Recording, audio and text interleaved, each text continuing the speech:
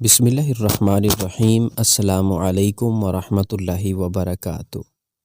جن عورتوں میں یہ چار نشانیاں ہوں وہ دنیا میں بھی جنتی ہوتی ہیں اور آخرت میں بھی جنتی ہوتی ہیں۔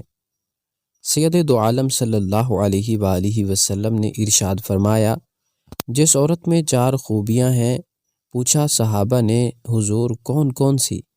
تو میرے آقا کریم صلی اللہ علیہ وسلم نے ارشاد فرمایا، نماز پڑھیں پابندی کے ساتھ، رمضان کے روزے رکھیں پابندی کے ساتھ اور پردہ شریعت کے مطابق۔ اور میرے آقا کریم صلی اللہ علیہ وسلم نے فرمایا، چوتھی خوبی یہ ہے کہ اس کا خاوند اس عورت سے راضی ہو۔ تو فرمایا میرے آقا کریم صلی اللہ علیہ وسلم نے، باقی عورتوں کے لیے جنت کا ایک ایک دروازہ کھلے گا، اور اس چار خوبیوں والی عورت جب آئے گی تو اللہ تعالیٰ کے حکم سے جنت کے سارے دروازے کھل جائیں گے کہ وہ جس دروازے سے چاہے داخل ہو جائے۔ وہ عورت جب آئے گی تو جو خاوند کی فرما بردار ہوگی تو اللہ تعالیٰ اس سے حساب ہی نہیں لے گا اگر اس کا خاوند اس سے راضی ہو۔ یہ خصوصاً اپنی ماؤں بہنوں اور بچیوں کے لیے بتا رہے ہیں، یہ جو حدیث مبارک آپ کو بتا رہے ہیں۔ اور ایک حدیث آپ کو بیان کرتے ہیں، جو عورت اپنے شوہر کے کپڑے دھوئے گی، میرے آقا صلی اللہ علیہ وسلم نے کتنے خوبصورت جملے اس کے لیے ادا فرمائے۔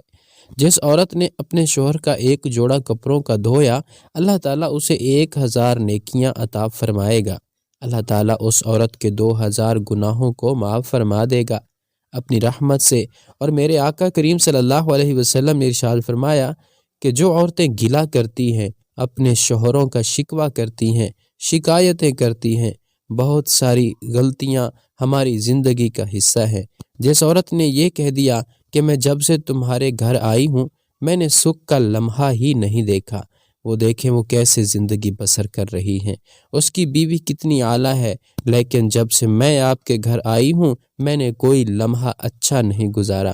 ایک حدیث مبارکہ بیان کرنے لگے ہیں، ہمارے آقا صلی اللہ علیہ وآلہ وسلم نے ارشاد فرمایا کہ جس عورت نے ایک مرتبہ کہا اپنے شوہر کو، جب سے تیرے پاس آئی ہوں بھلائی نہیں دیکھی، صرف ایک مرتبہ کہا، تو آقا کریم صلی اللہ علیہ وسلم نے فرمایا، اللہ تعالیٰ اس کے 70 سال کی عبادت کو ضائع کر دے گا۔ اس عورت کے 70 سال کے نیک اعمال ضائع ہو جائیں گے صرف ایک مرتبہ یہ کہنے سے۔ بیٹے کی جنت اپنے ماں کے قدموں تلے ہے، اور عورت کی جنت اس کے شوہر کی فرما برداری میں ہے۔ جس طرح جتنے بھی بیٹے ہیں وہ جتنے مرضی بڑے ہو جائیں، لیکن اگر وہ اپنے والدین کی خدمت کریں گے، اطاعت کریں گے، ان کو راضی کریں گے تو جنت ملے گی۔ اسی طرح میری بہنوں بیٹیوں، جب تک کسی بھی عورت کا شوہر اس سے راضی نہیں ہوگا تو اس کو جنت نہیں ملے گی اور اس کا ٹھکانہ جہنم ہوگا۔ دیکھ لیں کہ صرف ایک فقرہ کہنے سے اللہ پاک اس کے 70 سال کے اعمال کو ضائع کر دے گا۔ جتنی بھی اس کی نیکیاں، صدقہ، خیرات، جو کچھ ہے، اللہ تعالیٰ ہر چیز کو ضائع کر دے گا، 70 سال کی عبادت کو۔ اور میرے آقا کریم صلی اللہ علیہ وسلم نے فرمایا کہ جس عورت نے اپنے شوہر کے سامنے زبان کھولی اور اس کو برابر کے جواب دیے اور اس کی عزت کو تار تار کیا، تو فرمایا قیامت کے دن اس عورت کی زبان کو اللہ تعالیٰ 70 گز لمبا کر دے گا اور اس کے گلے کے ساتھ لپیٹ دے گا، اور فرمایا کہ وہ عورت تڑپے گی، روئے گی اور وہ کہے گی اے میرے اللہ کیا ہوا؟ تو فرمایا اللہ تعالیٰ فرمائے گا تو اپنے شوہر کی عزت نہیں کرتی تھی، اس کا احترام نہیں کرتی تھی، اس کا کہنا نہیں مانتی تھی، اس کی اطاعت نہیں کرتی تھی، اور تو اس کے حکموں پر چلتی نہیں تھی۔ جو عورت اپنے شوہر کو اطاعت گزار نہیں ہوگی اس کی دنیا اور آخرت بھی برباد ہوگی۔ اللہ تعالیٰ سے دعا ہے اللہ تعالیٰ سب عورتوں کو نیک بنائے اور سب شوہروں کو ان کی عورتوں کے حق میں بہتر بنائے۔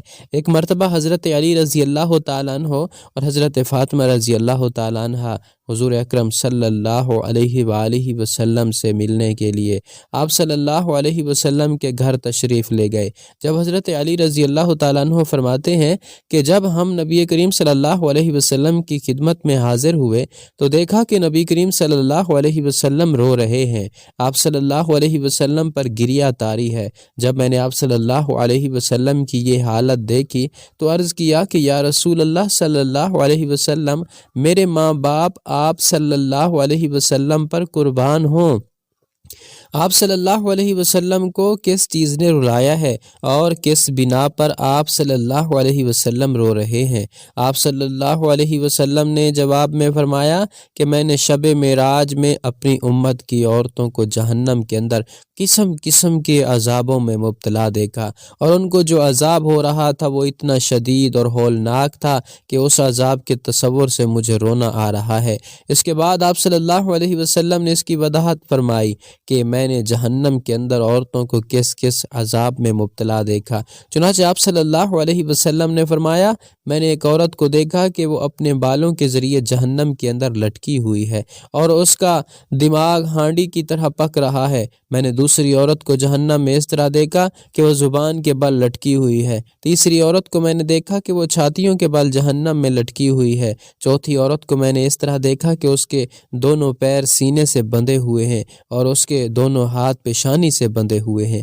پانچویں عورت کو میں نے اس حالت میں دیکھا کہ اس کا چہرہ خنزیر کی طرح ہے اور باقی جسم گدھے کی طرح ہے، مگر حقیقت میں وہ عورت ہے اور اس سانپ بچھو اس عورت سے لپٹے ہوئے ہیں۔ چھٹی عورت کو میں نے اس حالت میں دیکھا کہ وہ کتے کی شکل میں ہے اور اس کے منہ کے راستے سے جہنم کی آگ داخل ہو رہی ہے اور پاخانے کے راستے آگ نکل رہی ہے، اور عذاب دینے والے فرشتے جہنم کے گرز اس کو مار رہے ہیں۔ اس کے بعد حضرت فاطمہ رضی اللہ تعالی عنہا نے عرض کیا، ابا جان، ان عورتوں پر یہ عذاب ان کے کون سے عمل کی وجہ سے ہو رہا تھا؟